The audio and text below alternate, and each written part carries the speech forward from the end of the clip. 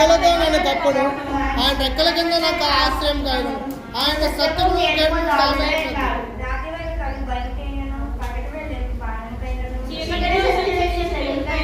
మధ్యాహ్నం పాడు చేయ రోగములైన నీవు భయపడలేదు.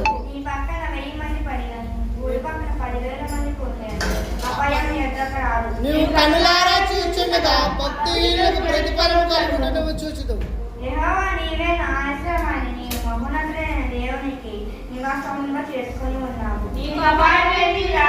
ఏ తెగులు నీ గుడారం సమర్పించదు.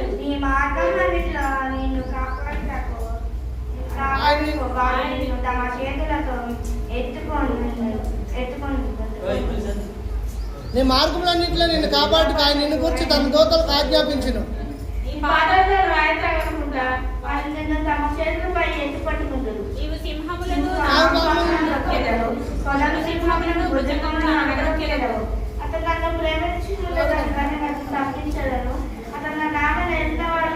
అతను కనపరిచింది.